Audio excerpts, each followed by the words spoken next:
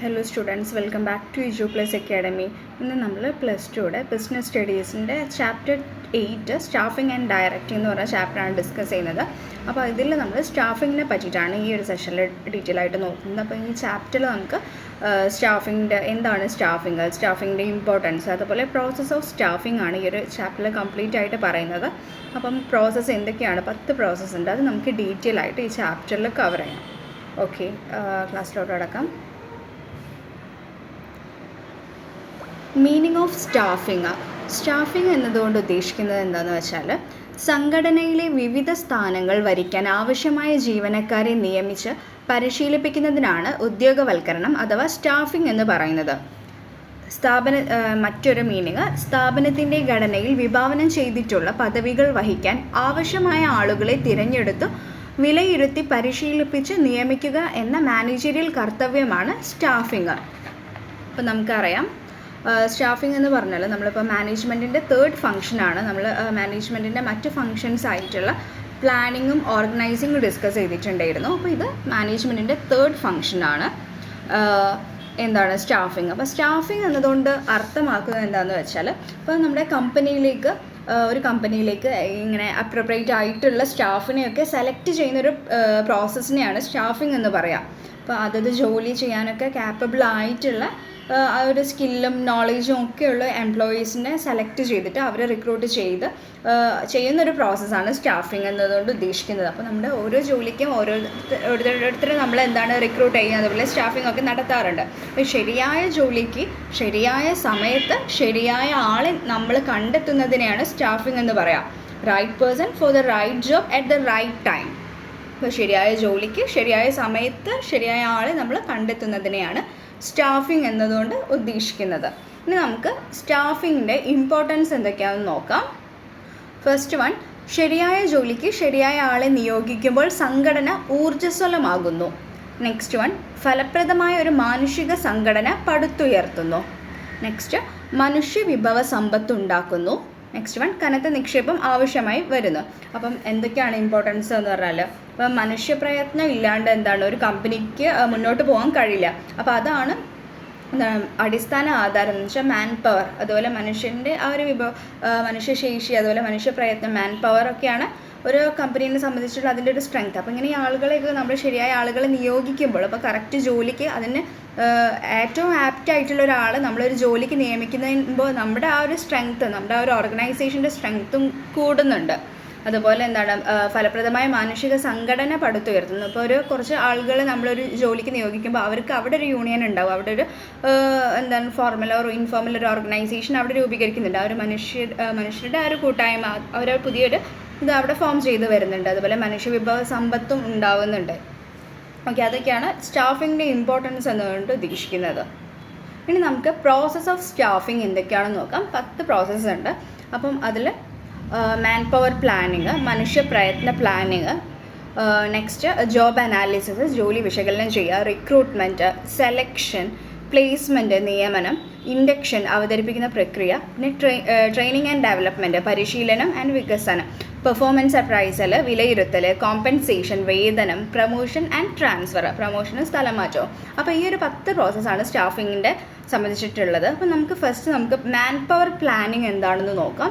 Man power planning എന്നതുകൊണ്ട് ഉദ്ദേശിക്കുന്നത്, സ്ഥാപനത്തിന് യോഗ്യതയുള്ള ജീവനക്കാർ എത്ര വേണമെന്ന് നിർണ്ണയിക്കുകയും അത്രയും ഉണ്ടെന്ന് ഉറപ്പുവരുത്തുകയും ചെയ്യുന്ന ഒരു പ്രക്രിയയാണ് മാനവശേഷി ആസൂത്രണം. അതാണ് മാൻ പവർ പ്ലാനിങ് കൊണ്ട് ഉദ്ദേശിക്കുന്നത്. അപ്പോൾ ഒരു സ്ഥാപനത്തിന് യോഗ്യതയുള്ള ജീവനക്കാർ എത്ര വേണമെന്ന് നിർണ്ണയിക്കുകയും അത് ഉണ്ടെന്ന് അവിടെ ഉറപ്പുവരുത്തുകയും ചെയ്യുന്ന ഒരു പ്രക്രിയയാണ് മാൻ പവർ പ്ലാനിങ്. അതാണ് സ്റ്റാഫിങ്ങിൻ്റെ ഫസ്റ്റ് പ്രോസസ്സ്. ഒരു ജോലിക്ക് അനുയോജ്യമായ ആൾക്കാർ എത്ര വേണമെന്ന് കണ്ടെത്തുകയും അതുപോലെ അത് അവിടെ അത്രയ്ക്കുള്ള ആൾക്കാർ അവിടെ ഉണ്ടോ എന്ന് നമ്മൾ ഉറപ്പുവരുത്തുകയും ചെയ്യുന്നൊരു പ്രക്രിയയാണ് മാൻ പവർ പ്ലാനിങ്. അതാണ് ഫസ്റ്റ് പ്രോസസ്സ് സ്റ്റാഫിങ്ങിൻ്റെ. ഇനി നെക്സ്റ്റ് ജോബ് അനാലിസിസ് എന്താണെന്ന് നോക്കാം. നെക്സ്റ്റ് പ്രോസസ്സാണ് ജോബ് അനാലിസിസ്. ഒരു ജോലിയെ അതിൻ്റെ അടിസ്ഥാന ഘടകങ്ങളും പ്രവർത്തനങ്ങളും ആക്കി വിഭജിക്കുന്ന പ്രക്രിയയാണ് ജോലി വിശകലനം. ഒരു ജോലി നന്നായി ചെയ്യുന്നതിന് ജീവനക്കാരന് ഉണ്ടായിരിക്കേണ്ട ഉത്തരവാദിത്വം, ചുമതല, യോഗ്യത എന്നിവ എത്രത്തോളം വേണമെന്ന് നിശ്ചയിക്കുന്നത് ഇതുവഴിയാണ്. അപ്പോൾ ജോബ് അനാലിസിസിലൂടെയാണ് നമുക്കൊരു ജോലീൻ്റെ അടിസ്ഥാനമായിട്ടുള്ള ഘടകങ്ങളും അതിൻ്റെ പ്രവർത്തനങ്ങളും അത് എന്തൊക്കെ ജോലിയാണ് ഒരു ജോലി നന്നായി ചെയ്യുന്നതിന് ജീവനക്കാരന് എന്തൊക്കെ ഉണ്ടായിരിക്കേണ്ട ആ ഒരു സ്കില്ല്, നോളേജ്, റെസ്പോൺസിബിലിറ്റീസ്, അതുപോലെ അവരുടെ ആ ഒരു ക്വാളിഫിക്കേഷൻ, അതൊക്കെ എന്തൊക്കെയാണ്, എത്രത്തോളം വേണമെന്നൊക്കെ നിശ്ചയിക്കുന്നത് ജോബ് അനാലിസിസിലൂടെ ആണ്. അതാണ് നെക്സ്റ്റ് പ്രോസസ്സ്. ഇനി നെക്സ്റ്റ് വൺ റിക്രൂട്ട്മെൻറ്റ്. റിക്രൂട്ട്മെൻറ്റ് എന്താണെന്ന് നോക്കാം. ആവശ്യമുള്ള മനുഷ്യപ്രയത്ന ശേഷി എത്രയെന്ന് തീരുമാനമായാൽ അതിനു വേണ്ട ആളുകളെ എവിടെ നിന്ന് കിട്ടുമെന്ന് മാനേജ്മെൻറ്റ് അന്വേഷണം ആരംഭിക്കും. ഇതിനുള്ള സാങ്കേതിക പദമാണ് റിക്രൂട്ട്മെൻറ്റ് എന്നത്. അപ്പോൾ ഒരു കമ്പനിയിൽ എത്ര സ്റ്റാഫിനെ കാര്യങ്ങളൊക്കെ ആവശ്യമുണ്ടെന്ന് കണ്ടെത്തിയിട്ട് അവരവിടെ ഒരു റിക്രൂട്ട്മെൻറ്റ് നടത്തും. മാനേജ്മെൻറ്റ് ആ ഒരു ആളുകൾ അന്വേഷിച്ച് തുടങ്ങും. അപ്പോൾ അതിനുള്ളൊരു ടെക്നിക്കൽ ടേമാണ് റിക്രൂട്ട്മെൻറ്റ് എന്ന് പറയുന്നത്. അപ്പോൾ മറ്റൊരു മീനിങ് നോക്കുക. സ്ഥാപനത്തിൽ ലഭിക്കാവുന്ന ജോലികൾ അല്ലെങ്കിൽ ഒഴിവുകൾ സംബന്ധിച്ച വിവരങ്ങൾ പ്രസിദ്ധീകരിക്കുകയും അപേക്ഷക്കാരനാകാൻ സാധ്യതയുള്ളവരെ അപേക്ഷ സമർപ്പിക്കുന്നതിന് പ്രേരിപ്പിക്കുകയും ചെയ്യലാണ് എന്നതാണ് റിക്രൂട്ട്മെൻറ്റ്. അപ്പോൾ ഒരു സ്ഥാപനത്തിൽ അവൈലബിൾ ആയിട്ടുള്ള പുതിയ ജോലി ഓരോ എംപ്ലോയീസിനെ അവർ തിരക്കുന്നുണ്ടാവും. അപ്പോൾ ആ ഒരു കാര്യങ്ങൾ ഡീറ്റെയിൽസൊക്കെ നമ്മൾ അഡ്വർടൈസ്മെൻറ്റ് വഴിയൊക്കെ നമ്മൾ പ്രസിദ്ധീകരിക്കും. എന്നിട്ട് അപേക്ഷിക്കാൻ ചാൻസ് ഉള്ള ആൾക്കാരെ കണ്ടെത്തിയിട്ട് അവരെ അപേക്ഷ സമർപ്പിക്കാൻ വേണ്ടിയിട്ട് നമ്മൾ ഒന്ന് മോട്ടിവേറ്റ് ചെയ്യുക, അല്ലെങ്കിൽ നമ്മളൊന്നും കൂടെ അവരെ പ്രേരിപ്പിക്കുക, അവരെ ഒന്ന് അപ്രോച്ച് ചെയ്യുക. അങ്ങനെ അത്തരത്തിലുള്ള രീതിയും റിക്രൂട്ട്മെൻറ്റ് എന്നാണ് പറയുക കേട്ടോ. ഓക്കെ, നെക്സ്റ്റ് നമുക്ക് സോഴ്സസ് ഓഫ് റിക്രൂട്ട്മെൻറ്റ് ഉണ്ട്. അപ്പോൾ റിക്രൂട്ട്മെൻറ്റിൻ്റെ 2 സോഴ്സസാണ്, ഇൻറ്റേർണൽ സോഴ്സസും എക്സ്റ്റേണൽ സോഴ്സസും. അപ്പോൾ ഇൻറ്റേർണൽ സോഴ്സസ് എന്ന് പറഞ്ഞാൽ ആഭ്യന്തര ഉറവിടങ്ങൾ. അപ്പോൾ സ്ഥാപനത്തിനുള്ളിൽ നിന്ന് തന്നെ ആളുകളെ കണ്ടെത്തുന്നതിനെയാണ് ആഭ്യന്തര ഉറവിടം എന്ന് പറയുന്നത്. തൊഴിലാളികളുടെ ആത്മാർത്ഥതയും കാര്യക്ഷമതയും വർദ്ധിപ്പിക്കാൻ ഇത് ഉപകരിക്കും. സ്ഥലം മാറ്റം നൽകിയും സ്ഥാനം നൽകിയും ആളെ കണ്ടെത്താം. അപ്പം റിക്രൂട്ട്മെൻറ്റിന് 2 സോഴ്സസ് ആണ്, ഇൻറ്റേർണൽ സോഴ്സസും എക്സ്റ്റേണൽ സോഴ്സസും. അപ്പം നമ്മളിപ്പോൾ റിക്രൂട്ട് ചെയ്യുക, നമ്മളിപ്പോൾ ഒരു സ്ഥാപനത്തിൽ കുറച്ച് വേക്കൻസി കാര്യങ്ങളൊക്കെ വരുന്ന സമയത്ത് നമ്മൾ ഇൻറ്റേർണലി റിക്രൂട്ട് ചെയ്യാറുണ്ട്. അപ്പോൾ ഒരു സ്ഥാപനത്തിന്, ഒരു കമ്പനീനെ സംബന്ധിച്ചിട്ട് അവിടെയുള്ള എംപ്ലോയീസിനെ തമ്മിൽ അതിൽ ഏറ്റവും ആപ്റ്റ് ആയിട്ടുള്ളൊരു എംപ്ലോയീനെ സെലക്ട് ചെയ്തിട്ട് നമ്മൾ റിക്രൂട്ട് ചെയ്യാറുണ്ട്. അപ്പോൾ അത് അവരുടെ ആ ഒരു ആത്മാർത്ഥതയും കാര്യക്ഷമതയും ഒക്കെ വർദ്ധിപ്പിക്കാൻ ഉപകരിക്കും. അപ്പോൾ അവരവരുടെ ജോലിയിൽ കൂടുതൽ കോൺസെൻട്രേറ്റ് ചെയ്ത് അവർ കൂടുതൽ എഫേർട്ട് ഇട്ടിട്ടായിരിക്കും ആ ജോലി ചെയ്യുക. എന്ന് വെച്ചാൽ അവിടെ തന്നെ നല്ല പോസ്റ്റസും വേക്കൻസീസും വരുമ്പോൾ അവരെ തന്നെ ഇൻറ്റേർണൽ റിക്രൂട്ട്മെൻറ്റ് വരുന്നതുണ്ട്. അതാണ് ഇൻറ്റേർണൽ സോഴ്സസ് എന്ന് പറയുന്നത്, അഥവാ ആഭ്യന്തര ഉറവിടങ്ങൾ എന്ന് പറയുന്നത്. ഇനി നമുക്ക് നോക്കാം എക്സ്റ്റേണൽ സോഴ്സസ്, ബാഹ്യ ഉറവിടങ്ങൾ. അപ്പോൾ എക്സ്റ്റേണൽ സോഴ്സസ് കുറേ അധികം എക്സ്റ്റേണൽ സോഴ്സസ് ഉണ്ട്, അത് നമുക്ക് ഡീറ്റെയിൽ ആയിട്ട് നോക്കാം. അപ്പം എക്സ്റ്റേണൽ സോഴ്സസ് അഥവാ ബാഹ്യ ഉറവിടങ്ങൾ ഏതൊക്കെയാണെന്ന് നോക്കാം. വളരെയേറെ വൈദഗ്ധ്യം ആവശ്യമുള്ള മേഖലകളിൽ പലപ്പോഴും സ്ഥാപനത്തിലെ ജീവനക്കാർ അപര്യാപ്തമാകുകയോ അനുയോജ്യമല്ലാതിരിക്കുകയോ ചെയ്യുമ്പോൾ മാനേജ്മെൻറ്റ് പുറത്തുനിന്ന് ജീവനക്കാരെ കണ്ടെത്തുന്നു. അതാണ് എക്സ്റ്റേണൽ സോഴ്സസ് എന്ന് പറയുന്നത്.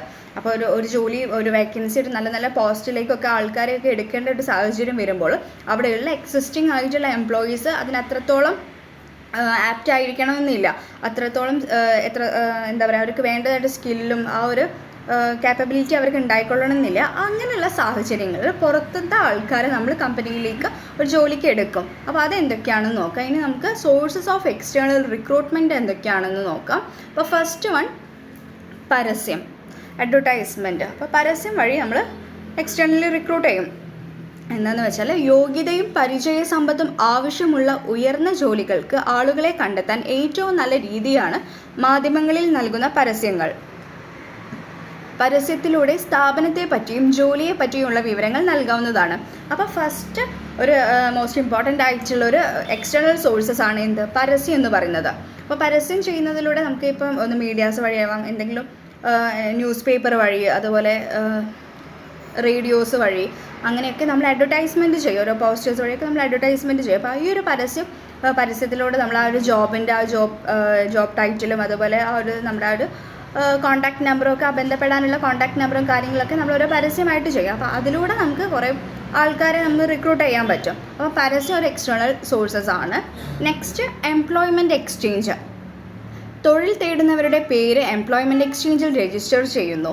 ജീവനക്കാരെ ആവശ്യമുള്ളതായി തൊഴിലുടമകൾ അറിയിച്ചാൽ രജിസ്റ്റർ ചെയ്യപ്പെട്ടവരുടെ വിവരം എംപ്ലോയ്മെൻറ്റ് എക്സ്ചേഞ്ചിൽ നിന്ന് തൊഴിലുടമയ്ക്ക് നൽകുന്നു. അപ്പോൾ ഈ എംപ്ലോയ്മെൻറ്റ് എക്സ്ചേഞ്ച് വഴി നമ്മളൊക്കെ എംപ്ലോയ്മെൻറ്റ് എക്സ്ചേഞ്ചിൽ പേര് രജിസ്റ്റർ ചെയ്യും. അപ്പോൾ നമ്മൾ ഏതൊക്കെ ക്വാളിഫിക്കേഷൻസ് അഡീഷണലായിട്ട് ചെയ്യുന്നോ അപ്പോൾ അതൊക്കെ നമുക്ക് എംപ്ലോയ്മെൻറ്റ് എക്സ്ചേഞ്ചിൽ അഡീഷണലായിട്ട് ആഡ് ചെയ്യാൻ പറ്റും. അപ്പോൾ അത് അവരെന്താണ് ഈ ഒരു ഏതെങ്കിലും ഒരു കമ്പനിക്ക് എന്തെങ്കിലും വേക്കൻസി കാര്യങ്ങളൊക്കെ വരുമ്പോൾ അവർ എംപ്ലോയ്മെൻറ്റ് എക്സ്ചേഞ്ചിനെ ആ ഒരു പാർട്ടി ഡയറക്റ്റ് എംപ്ലോയ്മെൻറ്റ് എക്സ്ചേഞ്ചിലേക്ക് ഇങ്ങനെ തൊഴിൽ രജിസ്റ്റർ ചെയ്ത് കാൻഡിഡേറ്റ്സിനെ അവരുടെ ആ ഒരു ഡാറ്റാസ് ഇവരിലേക്ക് കൈമാറും. അപ്പം ആ ഒരു ആൾക്കാർ ഡയറക്റ്റായിട്ട് അവരെ കോൺടാക്റ്റ് ചെയ്യും. അങ്ങനെ റിക്രൂട്ട്മെൻറ്റ് നടക്കാറുണ്ട്. അതാണ് എംപ്ലോയ്മെൻറ്റ് എക്സ്ചേഞ്ച് വഴിയുള്ള ഇത്. അപ്പോൾ നമ്മുടെ ആ ഒരു തൊഴിലുടമയെ അറിയിച്ചാൽ രജിസ്റ്റർ ചെയ്യപ്പെട്ടവരുടെ വിവരം എംപ്ലോയ്മെൻറ്റ് എക്സ്ചേഞ്ചിൽ നിന്ന് തൊഴിലുടമയ്ക്ക് നൽകുന്നുണ്ട്. അപ്പോൾ അത്തരത്തിൽ നമുക്കൊരു എക്സ്റ്റേണൽ സോഴ്സസ് ആണ് എംപ്ലോയ്മെൻറ്റ് എക്സ്ചേഞ്ച്. നെക്സ്റ്റ് വൺ, വിദ്യാഭ്യാസ സ്ഥാപനങ്ങൾ. അപ്പോൾ വിദ്യാഭ്യാസ സ്ഥാപനങ്ങളിൽ നടക്കുന്നത് എങ്ങനെയാണ്? മിടുക്കരായ ഉദ്യോഗാർത്ഥികളെ കണ്ടെത്തുന്നതിന് വേണ്ടി വ്യവസായ സ്ഥാപനങ്ങൾ വിദ്യാഭ്യാസ സ്ഥാപനങ്ങളിൽ നിന്ന് നേരിട്ട് വിദ്യാർത്ഥികളെ ക്യാമ്പസ് ഇൻ്റർവ്യൂ നടത്തി തിരഞ്ഞെടുക്കാറുണ്ട്. അപ്പോൾ ഈ ഒരു ഓരോ ഓരോ കമ്പനീസൊക്കെ അവിടെ ക്യാമ്പസ് ഇൻ്റർവ്യൂ കണ്ടക്ട് ചെയ്യും. ഓരോ കോളേജിലൊക്കെ ലാസ്റ്റ് ഇയർ ഫൈനൽ ഇയർ സ്റ്റുഡൻസിനൊക്കെ ഇങ്ങനെ ഇൻ്റർവ്യൂ അറ്റൻഡ് ചെയ്യാൻ പാകത്തിൽ അവർ ഇങ്ങനെ ഒരു ക്യാമ്പസ് സെലക്ഷനൊക്കെ ഉണ്ടാവും. അപ്പോൾ അവിടെ ഏറ്റവും ബ്രില്യൻ്റ് ആയിട്ടുള്ള സ്റ്റുഡൻസിനെ കണ്ടെത്തിയിട്ട് നേരിട്ട് വിദ്യാർത്ഥികളെ ക്യാമ്പസ് ഇൻ്റർവ്യൂയിലൂടെ തിരഞ്ഞെടുക്കാറുണ്ട്. അതാണ് വിദ്യാഭ്യാസ സ്ഥാപനങ്ങൾ വഴിയുള്ള അതൊരു എക്സ്റ്റേണൽ സോഴ്സസ് ആണ്. നെക്സ്റ്റ് ഇനി നോക്കാം, ആവശ്യപ്പെടാതെ അപേക്ഷിക്കുന്ന ആൾക്കാരെന്ന് പറഞ്ഞാൽ തൊഴിലന്വേഷകർ അവരുടെ ബയോഡാറ്റ സാധാരണയായി സ്ഥാപനങ്ങളിലേക്ക് നേരിട്ടും തപാൽ മാർഗമോ ആവശ്യപ്പെടാതെ എത്തിക്കാറുണ്ട്. ഇത്തരക്കാരുടെ ഒരു ലിസ്റ്റ് സ്ഥാപനങ്ങൾ തയ്യാറാക്കുകയും ഒഴിവുകൾ ഉണ്ടാകുമ്പോൾ ഈ ലിസ്റ്റിൽ നിന്ന് ഉദ്യോഗാർത്ഥികളെ പരിഗണിക്കാറുമുണ്ട്. അപ്പോൾ ഓരോ ആപ്ലിക്കൻസ് കുറേ ആൾക്കാർ അങ്ങനെ തൊഴിൽ അന്വേഷിക്കുന്ന ആൾക്കാർ ഇതിപ്പം ആവശ്യപ്പെടാതെ തന്നെ മെയിലിലേക്ക്, ആ ഒരു കമ്പനീൻ്റെ മെയിലിലേക്കും അതുപോലെ തപാൽ വഴിയോ പോസ്റ്റൽ വഴിയോ ഒക്കെ നമുക്ക് അവരുടെ ആ ഒരു ബയോഡാറ്റയും കാര്യങ്ങളൊക്കെ ആ ഒരു ഓഫീസിലോട്ട് അയച്ചു കൊടുക്കുന്നുണ്ട്, കമ്പനിയിലേക്ക് അയച്ചു കൊടുക്കുന്നുണ്ട്. അപ്പോൾ അങ്ങനെ ഒരു കുറേ കാറ്റഗറി ആൾക്കാർ അങ്ങനെ ചെയ്യുന്നുണ്ട്. അപ്പോൾ ഇവർക്ക് ഒരു റിക്രൂട്ട്മെൻറ്റ് നടക്കുന്ന സമയത്ത് അപ്പോൾ അങ്ങനെ വരുന്ന കേസസ് ഇല്ലേ, അങ്ങനെ വരുന്ന ആ ബയോഡാറ്റയും ആപ്ലിക്കേഷൻസും കാര്യങ്ങളൊക്കെ അത് അവർ അതിൽ നിന്ന് സോർട്ട് ഔട്ട് ചെയ്തിട്ട് കുറേ ആൾക്കാരെ ഇവരെ ഏത് പോസ്റ്റിനാണോ ഇപ്പോൾ വിളിക്കുന്നത്, അപ്പോൾ അത്തരത്തിലുള്ള ക്വാളിഫിക്കേഷനും കാര്യങ്ങളൊക്കെ ഉള്ള ആൾക്കാരെ അതിൽ നിന്ന് കണ്ടുപിടിച്ചിട്ട് അവരെ കോൺടാക്റ്റ് ചെയ്യും. അതാണ് ആവശ്യപ്പെടാതെ അപേക്ഷിക്കുന്നവർ. അപ്പോൾ അത് അവർ പരിഗണനയിൽ എടുക്കാറുണ്ട് ഇങ്ങനത്തെ ഈ ഒരു റിക്രൂട്ട്മെൻറ്റ് നടക്കുന്ന ടൈമിൽ. അപ്പോൾ ഈ ലിസ്റ്റിൽ നിന്ന് ഉദ്യോഗാർത്ഥികളെ പരിഗണിക്കാറുണ്ട്. അതാണ് ആവശ്യപ്പെടാതെ അപേക്ഷിക്കുന്നവർ എന്ന് പറയുന്നത്. നെക്സ്റ്റ്, ഫാക്ടറി ഗേറ്റ് എന്ന് പറഞ്ഞാൽ ജോലികൾ അടിയന്തരമായി തീർക്കുന്നതിന് കൂടുതൽ തൊഴിലാളികൾ വേണ്ടി വരുമ്പോഴാണ് ഫാക്ടറി കവാടത്തിൽ ഒഴിവുകളുടെ എണ്ണം നോട്ടീസിൽ പരസ്യപ്പെടുത്തുന്നത്. അപ്പോൾ എന്തെങ്കിലും ഭയങ്കരമായിട്ട് തിരക്കായിട്ടുള്ള ടൈമിങ്ങിലൊക്കെ അടിയന്തരമായിട്ട് കുറച്ച് ആളുകളുടെ ഒരു കുറവുണ്ടെങ്കിൽ, എംപ്ലോയീസിൻ്റെ ഒരു കുറവുണ്ടെങ്കിൽ, അപ്പോൾ പെട്ടെന്ന് തന്നെ അവർ ഒരു ഫാക്ടറിയുടെ ആ ഒരു കമ്പനിയുടെ ഗേറ്റിൻ്റെ മേലെ ഇങ്ങനെ എഴുതി വെക്കാറുണ്ട്, ഇത്ര ആൾക്കാർ ആവശ്യമുണ്ട് എന്നൊക്കെ പറഞ്ഞിട്ട് എഴുതി വെക്കാറുണ്ട്. അതാണ് ഫാക്ടറി കവാടത്തിൽ ഒഴിവുകളുടെ എണ്ണം നോട്ടീസിൽ പരസ്യപ്പെടുത്തും. അപ്പോൾ അത്തരത്തിലും അവർ എക്സ്റ്റേണലി റിക്രൂട്ട് ചെയ്യാറുണ്ട്. അതാണ് ഫാക്ടറി ഗേറ്റ് എന്ന് പറയുന്നത്. നെക്സ്റ്റ്, ജീവനക്കാരുടെ ശുപാർശ. നിലവിലുള്ള ജീവനക്കാരുടെ ശുപാർശയുടെ അടിസ്ഥാനത്തിൽ അവരുടെ കൂട്ടുകാരെയും ബന്ധുക്കളെയും റിക്രൂട്ട് ചെയ്യാറുണ്ട്. അപ്പോൾ ജീവനക്കാരുടെ ശുപാർശ എന്ന് പറഞ്ഞാൽ അവിടെയുള്ള എക്സിസ്റ്റിംഗ് എംപ്ലോയീസിൻ്റെ റെക്കമെൻഡേഷൻ വഴി ആളുകളെ ജോലിക്ക് എടുക്കാറുണ്ട്, അങ്ങനെ റിക്രൂട്ട് ചെയ്യാറുണ്ട്. അപ്പോൾ ഒന്നുകിൽ അവരുടെ ഫാമിലീസോ നെയ്ബേഴ്സോ ബന്ധുക്കളോ അങ്ങനെ കൂട്ടുകാരോ അങ്ങനെയൊക്കെയുള്ള ആളുകളെയൊക്കെ റെക്കമെൻഡേഷൻ വഴി ജോലിക്ക് എടുക്കാറുണ്ട്. അതൊരു എക്സ്റ്റേണൽ റിക്രൂട്ട്മെൻറ്റ് ആണ്. നെക്സ്റ്റ്, പ്രൈവറ്റ് എംപ്ലോയ്മെൻറ്റ് ഏജൻസി എന്ന് പറഞ്ഞാൽ തൊഴിലാളികളെ തിരഞ്ഞെടുക്കാൻ സഹായിക്കുന്ന സ്വകാര്യ സ്ഥാപനങ്ങളാണിവ. ഇങ്ങനെ ഓരോ കൺസൾട്ടൻസീസ് ഒക്കെ ഉണ്ടാവില്ല, അപ്പോൾ അവരും ആ ഒരു കമ്പനിയായിട്ട് ചെറിയൊരു ടൈപ്പും കാര്യങ്ങളൊക്കെ ഉണ്ടാവും. അപ്പോൾ അവർ ആളുകളെ അവരുടെ കൺസൾട്ടൻസിയിൽ രജിസ്റ്റർ ചെയ്ത് ആളുകളെ ഒരു ചെറിയൊരു രജിസ്ട്രേഷൻ ഫീ വാങ്ങി രജിസ്റ്റർ ചെയ്യും. എന്നിട്ട് ഇങ്ങനെ ഓരോ കമ്പനീസിൽ ഒഴിവ് കാര്യങ്ങളൊക്കെ അറിയുന്ന ടൈമിൽ അവരെ ഡയറക്റ്റ് കോൺടാക്ട് ചെയ്ത് ഇൻ്റർവ്യൂ എടുക്കാൻ വേണ്ടിയിട്ട് ഇവരെ സെറ്റ് ചെയ്ത് കൊടുക്കും. എന്നിട്ട് അവരുടെ കയ്യിൽ നിന്ന് ഒരു കമ്മീഷനോ അല്ലെങ്കിൽ അവരുടെ ഫസ്റ്റ് സാലറിയിൽ നിന്ന് ഇത്ര പേയ്മെൻറ്റ് ഇവർക്ക് കൊടുക്കുക എന്നുള്ള രീതിയിൽ ഒരു അഗ്രിമെൻ്റ് ആണത്. അതാണ് ഈ പ്രൈവറ്റ് എംപ്ലോയ്മെൻറ്റ് ഏജൻസി എന്ന് പറയുന്നത്. അങ്ങനത്തെ ഓരോ കൺസൾട്ടൻസീസൊക്കെ വഴി അങ്ങനെയും റിക്രൂട്ട് ചെയ്യാറുണ്ട്. അപ്പോൾ അതാണ് നമ്മുടെ സോഴ്സസ് ഓഫ് എക്സ്റ്റേണൽ റിക്രൂട്ട്മെൻറ്റ്. നമ്മൾ പരസ്യം എന്താണെന്ന് പറഞ്ഞു, പരസ്യത്തിലൂടെ റിക്രൂട്ട് ചെയ്യാറുണ്ട്. അതുപോലെ എംപ്ലോയ്മെൻറ്റ് എക്സ്ചേഞ്ച്, വിദ്യാഭ്യാസ സ്ഥാപനങ്ങൾ, ആവശ്യപ്പെടാതെ അപേക്ഷിക്കുന്നവർ, ഫാക്ടറി ഗേറ്റ്, ജീവനക്കാരുടെ ശുപാർശ, പ്രൈവറ്റ് എംപ്ലോയ്മെൻറ്റ് ഏജൻസികൾ, ഇതൊക്കെയാണ് എക്സ്റ്റേണൽ സോഴ്സസ്. ഇനി നമുക്ക് നാലാമത്തെ സ്റ്റാഫിങ്ങിൻ്റെ പ്രോസസ്സാണ് സെലക്ഷൻ എന്ന് പറഞ്ഞാൽ ജോലിക്ക് അപേക്ഷിച്ചവരെല്ലാം യോഗ്യരാവണമെന്നില്ല. യോഗ്യരാണെങ്കിൽ തന്നെ എല്ലാവരെയും എടുക്കാനും കഴിയില്ല. അതിനാൽ അപേക്ഷ സമർപ്പിച്ചവരിൽ നിന്ന് ആവശ്യമുള്ള ആളുകളെ തിരഞ്ഞെടുക്കുന്ന പ്രക്രിയയാണ് സെലക്ഷൻ എന്നതുകൊണ്ട് ഉദ്ദേശിക്കുന്നത്. അപ്പോൾ ഈ സെലക്ഷൻ എന്ന് പറഞ്ഞാൽ ഇപ്പോൾ ഏതൊരു ജോലിക്ക് വേണമെങ്കിലും നമ്മൾ സെലക്ട് ചെയ്തിട്ടാണ് ആ ഒരു ഇപ്പം എല്ലാവരും അപ്ലൈ ചെയ്യും. ഇപ്പോൾ ഒരു ജോലി ഒഴിവുണ്ടെന്ന് പറഞ്ഞാൽ വേക്കൻസി അറിഞ്ഞാൽ എല്ലാവരും എന്താണ് അവരുടെ ബയോഡാറ്റ കൊണ്ട് ആ ഒരു ജോലിക്ക് വേണ്ടി അപ്ലൈ ചെയ്യും. പക്ഷെ അത് അങ്ങനെയുള്ള എല്ലാവരും ഇപ്പം അതിനുള്ള ആ ഒരു പൊട്ടൻഷ്യലുള്ള ആളുകളായിരിക്കണം എന്നില്ല. പക്ഷെ അതിനുള്ള ഒരു ക്വാളിഫിക്കേഷനോ അതുപോലെ തന്നെ എല്ലാവരിൽ നിന്നും ഏറ്റവും ചൂസ് ചെയ്യായിട്ട് ഏറ്റവും ബെറ്റർ ആയിട്ടുള്ള ആളെ ഒരാൾ ജോലിക്ക് എടുക്കുള്ളൂ. അപ്പോൾ അത്രയും യോഗ്യരാണെങ്കിൽ അല്ലേ ജോലി കിട്ടുള്ളൂ. അപ്പോൾ അതിനാൽ അപേക്ഷ സമർപ്പിച്ചവരിൽ നിന്ന് ആവശ്യമുള്ള ആളുകളെയൊക്കെ തിരഞ്ഞെടുക്കുന്ന ഒരു പ്രക്രിയയാണ് സെലക്ഷൻ എന്ന് പറയുന്നത്. ഏറ്റവും ആപ്റ്റ് ആയിട്ടുള്ള ആളെ ആയിരിക്കും നമ്മൾ ജോലിക്ക് സെലക്ട് ചെയ്യുക. അതാണ് സെലക്ഷൻ എന്ന് പറയുന്നത്. സെലക്ഷൻ്റെ കുറച്ച് പ്രൊസീജിയേഴ്സ് ഉണ്ട്, അതെന്തൊക്കെയാണെന്ന് നോക്കാം. സെലക്ഷൻ്റെ നടപടിക്രമങ്ങൾ. First one, screening application. അപേക്ഷകൾ സ്വീകരിച്ച് സൂക്ഷ്മ പരിശോധന നടത്തുന്നു. അപ്പോൾ ഫസ്റ്റ് പ്രൊസീജിയറാണ് സ്ക്രീനിങ് ആപ്ലിക്കേഷൻ.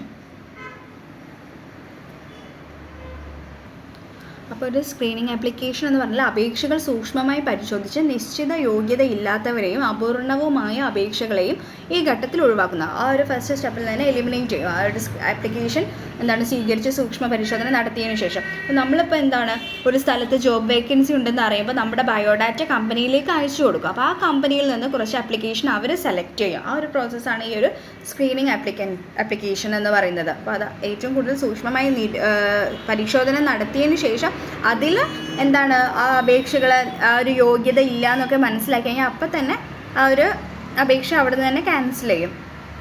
അതാണ്. ഇനി നെക്സ്റ്റ് ഒരു സെലക്ഷൻ്റെ പ്രൊസീജിയറാണ് ഹോൾഡിംഗ് ടെസ്റ്റ്. നെക്സ്റ്റ് പ്രൊസീജിയർ എന്ന് പറഞ്ഞാൽ ഹോൾഡിംഗ് ടെസ്റ്റ് എന്ന് പറഞ്ഞാൽ പ്രാഥമിക ഇൻ്റർവ്യൂ, ഒരു ചെറിയൊരു ടെസ്റ്റോ അല്ലെങ്കിൽ ഒരു ഇൻ്റർവ്യൂ പോലെ കണ്ടക്ട് ചെയ്യും.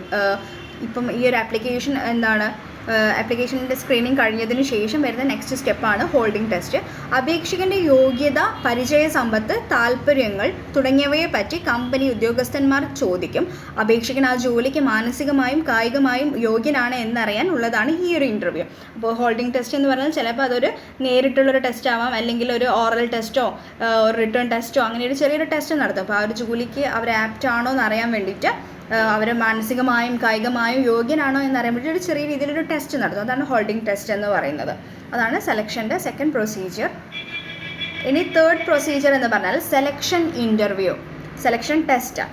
പ്രാഥമിക അഭിമുഖം വിജയിക്കുന്നവർക്ക് പൂരിപ്പിച്ചു നൽകാൻ വേണ്ടി വിതരണം ചെയ്യുന്ന അപേക്ഷാ ഫോറമാണ് ബാങ്ക് ആപ്ലിക്കേഷൻ ഫോറം.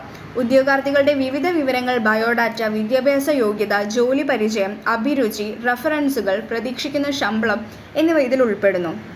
ജോലി ചെയ്യാൻ ആവശ്യമായ കഴിവ്, വൈദഗ്ധ്യം, കാര്യശേഷി തുടങ്ങിയവ അപേക്ഷകരിലുണ്ടോ എന്നറിയാൻ സെലക്ഷൻ ടെസ്റ്റ് സഹായിക്കും. അപ്പോൾ സെലക്ഷൻ ടെസ്റ്റ് എന്ന് പറഞ്ഞാൽ ഒരു ഫേസ് ടു ഫേസ് ഇൻ്റർവ്യൂ നടത്തും. അവർ ഇൻ്റർവ്യൂവിലേക്ക് സെലക്ട് ആയാലാണ് നെക്സ്റ്റ് പ്രോസസ്സിലോട്ട് പോകുക. അപ്പോൾ അതിൽ നമ്മൾ ആ ഒരു ഇൻ്റർവ്യൂവിൽ സെലക്ഷൻ ഇൻ്റർവ്യൂവിൽ അവരുടെ ബയോഡാറ്റയും അവരുടെ യോഗ്യത, അതുപോലെ ജോലി പരിചയവും അവരുടെ ആ ഒരു അഭിരുചി, അതുപോലെ റെഫറൻസുകൾ, അവർ പ്രതീക്ഷിക്കുന്ന ആ ഒരു ശമ്പളം, അതിനെ പറ്റിയിട്ടൊക്കെ അതിൽ ഉൾപ്പെടുക, ഡിസ്കസ് ചെയ്യുന്നുണ്ടാവും. അതുപോലെ ജോലി ചെയ്യാൻ ആവശ്യമായ കഴിവിനെ പറ്റിയിട്ടും അവരുടെ ആ ഒരു നോളേജും വൈദഗ്ധ്യവും കാര്യശേഷിയും തുടങ്ങിയ അപേക്ഷകരിൽ ഉണ്ടോ എന്നറിയാൻ വേണ്ടിയിട്ടാണ് ഈ ഒരു സെലക്ഷൻ ടെസ്റ്റ്, ഒരു ഇൻ്റർവ്യൂ അവർ കണ്ടക്ട് ചെയ്യുന്നത്. അപ്പോൾ ഇൻ്റർവ്യൂ കഴിഞ്ഞതിന് ശേഷം അടുത്തൊരു സ്റ്റേജാണ്, അടുത്തൊരു സ്റ്റെപ്പാണ് ചെക്കിങ് റെഫറൻസസ്. റെഫറൻസ് ചെക്ക് ചെയ്യാന്ന് പറഞ്ഞാൽ അപേക്ഷകൻ്റെ വ്യക്തിത്വവും സ്വഭാവവും കാര്യശേഷിയും സംബന്ധിച്ചുള്ള വിവരങ്ങൾ ശേഖരിക്കുന്നതിനുള്ള പ്രധാനപ്പെട്ട ഉറവിടമാണ് റെഫറൻസ്. ഉദ്യോഗാർത്ഥികളുടെ അപേക്ഷയിൽ പറഞ്ഞിരിക്കുന്ന റെഫറൻസുകളിൽ നിന്ന് അവരെ പറ്റി കൂടുതൽ ശേഖരിക്കുക എന്നതാണ് ഈ സെലക്ഷൻ പ്രക്രിയയിലൂടെ ചെയ്യുന്നത്. ഇപ്പം ഇൻ്റർവ്യൂവിൽ സെലക്ട് ആയി കഴിഞ്ഞാൽ നമ്മുടെ റെഫറൻസ് അവർ ചെക്ക് ചെയ്യും. അപ്പം നമ്മളൊരു റെഫറൻസ് ബയോഡാറ്റയിൽ കൊടുത്തിട്ടുണ്ടാവും. അപ്പം നമ്മൾ മുൻപരിചയമുള്ള, നമ്മുടെ മുന്നേ വർക്ക് ചെയ്തിട്ടുള്ള ഒരു സ്ഥാപനത്തിൻ്റെ ഡീറ്റെയിൽസോ അവിടുത്തെ മാനേജറിൻ്റെ കോൺടാക്ട് നമ്പറോ അവിടുത്തെ ഒരു ഡീറ്റെയിൽസ്, അഡ്രസ്സോ കാര്യങ്ങളോ നമ്മൾ കൊടുത്തിട്ടുണ്ടാവും നമ്മുടെ ബയോഡാറ്റയിൽ. അപ്പോൾ നമ്മൾ മുന്നേ വർക്ക് ചെയ്ത ആളുകളെ ഇവർക്ക് കോൺടാക്റ്റ് ചെയ്യാൻ വേണ്ടിയിട്ടാണ്. എന്തെന്ന് വെച്ചാൽ നമ്മുടെ ഒരു ക്യാരക്ടർ, അതുപോലെ നമ്മുടെ ഒരു സ്കില്ല്, നമ്മൾ എന്തെങ്കിലും തരത്തിലുള്ള മാൽ പ്രാക്ടീസിൽ ഇൻവോൾവ് ആണോ എന്നൊക്കെ അറിയാൻ വേണ്ടിയിട്ടാണ് അവർ അന്വേഷിക്കുന്നത്. എന്തെന്ന് വെച്ചാൽ അങ്ങനെയൊക്കെയുള്ളത് നമുക്ക് എന്തെങ്കിലും കേസും കാര്യങ്ങളോ, അതുപോലെ നമ്മുടെ ഒരു ബിഹേവിയർ ഒന്നും അത്ര ശരിയല്ലെങ്കിലും, അതുപോലെ നമ്മൾ എന്തെങ്കിലും ഒരു തട്ടിപ്പിലോ വെട്ടിപ്പിലോ കുടുങ്ങിയ ഒരാളാണെങ്കിലൊക്കെ നമുക്ക് ആ ഒരു സെലക്ഷൻ പ്രോസസ്സ് കഴിഞ്ഞതിന് ശേഷം അവിടെ നിന്ന് തന്നെ അവർ നമ്മളെ എലിമിനേറ്റ് ചെയ്യും. അപ്പം ആ ഒരു റെഫറൻസ് കൂടെ അവർ നോക്കിയിട്ട് നമ്മുടെ ഫീഡ്ബാക്ക് കിട്ടിയതിന് ശേഷമായിരിക്കും നമ്മളെ സെലക്ട് ചെയ്യുക. അതാണ് റെഫറൻസ് ചെക്ക് ചെയ്യുക എന്ന് പറയുന്നത്.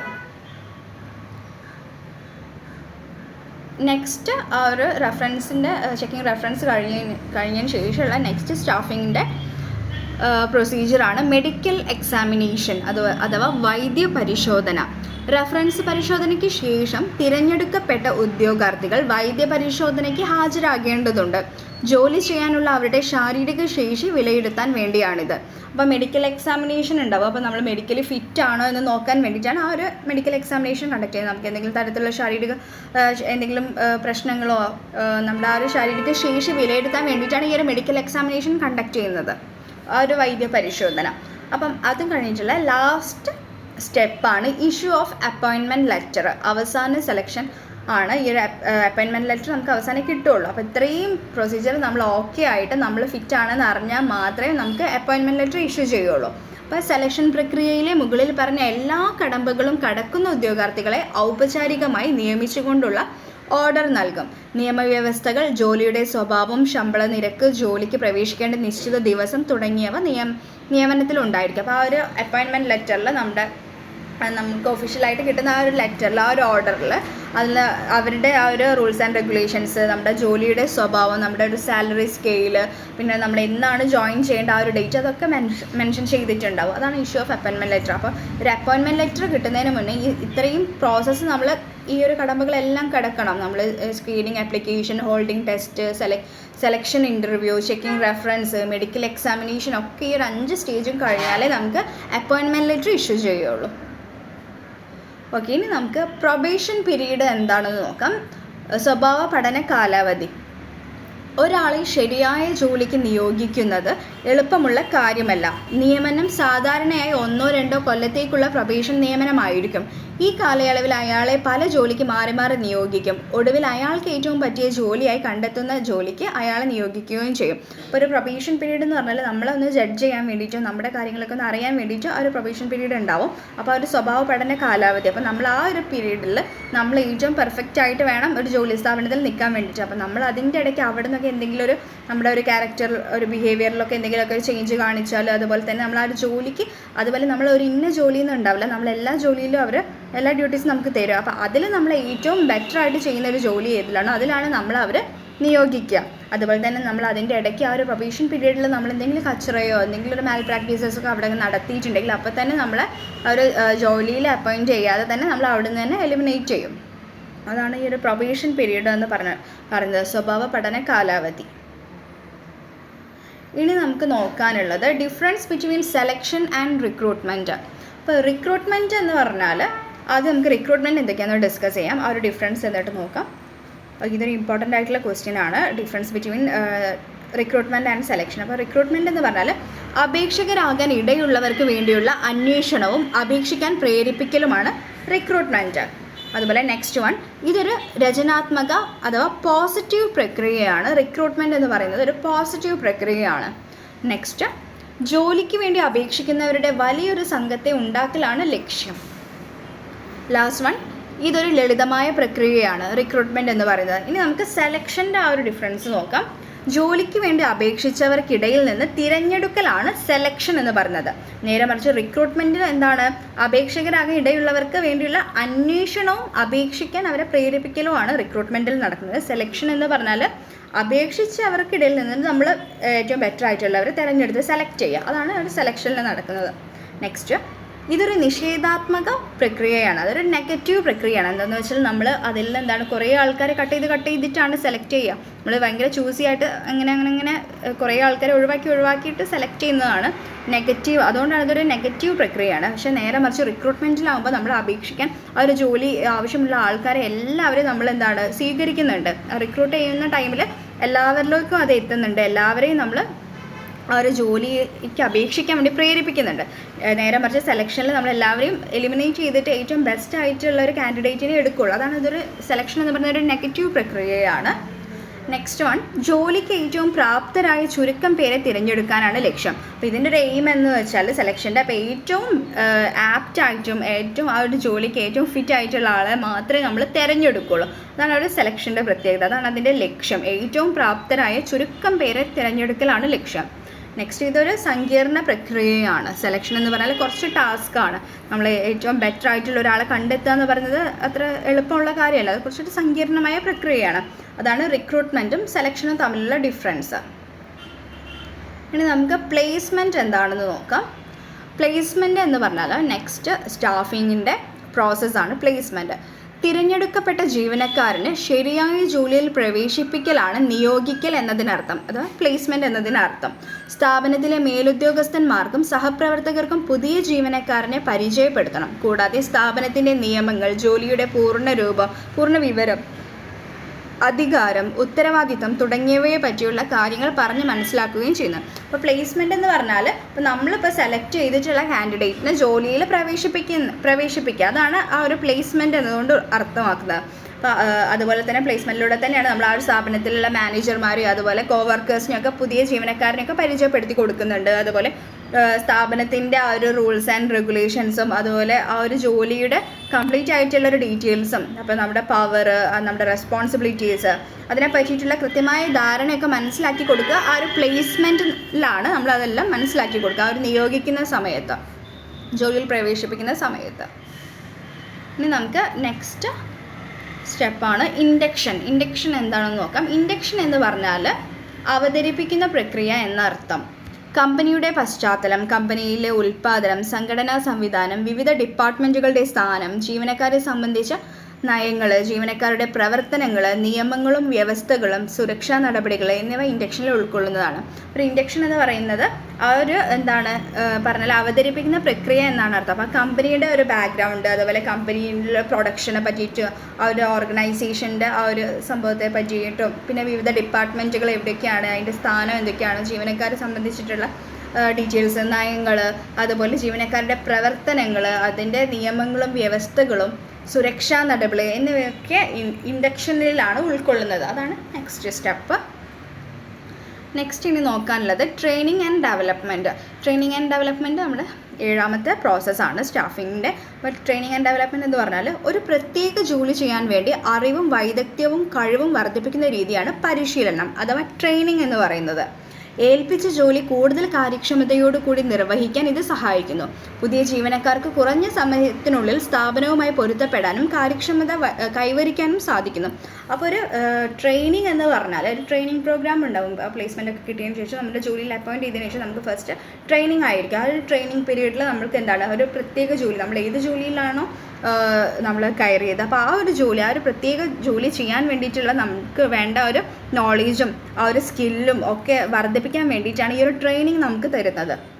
അപ്പോൾ ഏൽപ്പിച്ച ജോലി കൂടുതൽ കാര്യക്ഷമതയോടുകൂടി നിർവഹിക്കാൻ ഈ ഒരു ട്രെയിനിങ് ഹെൽപ്പ് ചെയ്യുന്നുണ്ട്. അതുപോലെ പുതിയ ജീവനക്കാർക്ക് ചെറിയൊരു സമയത്തിനുള്ളിൽ തന്നെ ആ ഒരു സ്ഥാപനമായിട്ട് പൊരുത്തപ്പെടാനും അതുപോലെ അവർക്ക് ആ ഒരു ജോലിയിൽ കൂടുതൽ നല്ല രീതിയിൽ വർക്ക് ചെയ്യാനൊക്കെ ഈ ഒരു ട്രെയിനിങ് മൂലം സാധിക്കുന്നു.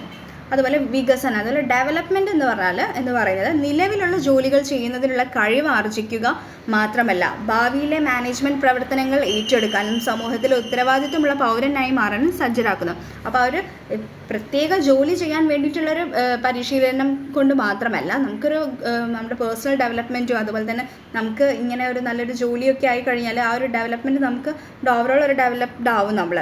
അപ്പോൾ നമ്മുടെ പേഴ്സണാലിറ്റിയിലാണെങ്കിലും ഏതൊരു കാര്യത്തിലാണെങ്കിലും, അപ്പോൾ നമ്മളൊരു സമൂഹത്തിലേക്ക് ഇറങ്ങി ഇടപെടാനാണെങ്കിലൊക്കെ നമുക്ക് ആ ഒരു ട്രെയിനിങ് പ്രോഗ്രാം കാര്യങ്ങളൊക്കെ നമ്മളെ ഹെൽപ്പ് ചെയ്യുന്നുണ്ട്.